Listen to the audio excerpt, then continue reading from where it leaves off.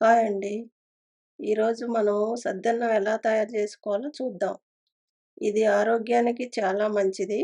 High BP ఉన్నవారికి BP control చేస్తుంది. Acidity, gas trouble ఉన్నవారికి కూడా చాలా మంచిది. దీనివల్ల ఇంకా చాలా బెనిఫిట్స్ ఉన్నాయి. అవి ఏంటో వీడియోలో ముందు ముందు తెలుసుకుందాం. అందుకే వీడియోని పూర్తిగా చూడండి. ఇలా నేను మట్టి పాత్రను తీసుకున్నాను.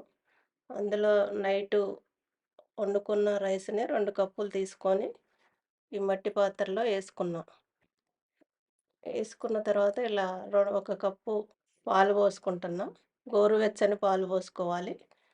తర్వాత ఒక కప్పు వాటరేసుకోవాలి. యేసుకున్న తర్వాత ఇట్లా కలుపుకొని, ఇలా కలుపుకున్నాక 3 స్పూన్లు పల్సని మజ్జిగ తీసుకొని తోడేసుకోవాలి. మళ్ళీ ఒకసారి ఇలా కలుపుకోవాలి.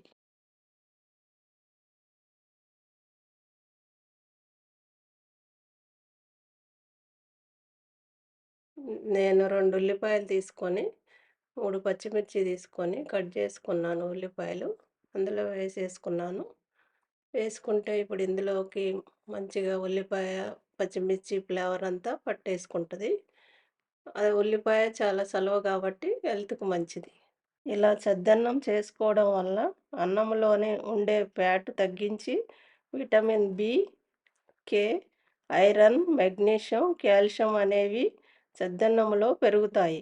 ఈ చద్దన్నం తినడం వల్ల ఇది మనకి ప్రోబయోటిక్ లాగా పనిచేస్తుంది. ఇలా మూత పెట్టుకొని నైట్ అంతా ఉంచుకోవాలి.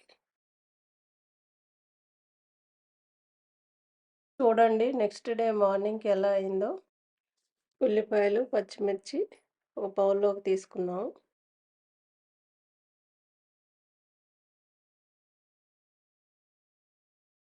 తీసేసుకున్నాక చూడండి మంచిగా ఎలా తోడుకుందో. ఇప్పుడు దీన్ని ఒకసారి కలుపుకుందాము. సాల్ట్ ఏసుకొని,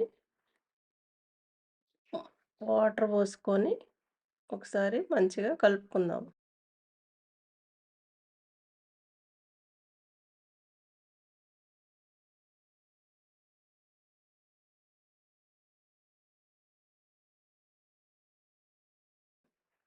కలుపుకొని మళ్ళీ ఆనియన్సును, పచ్చిమిర్చి ఏసుకొని సర్వ్ చేసుకుందాం.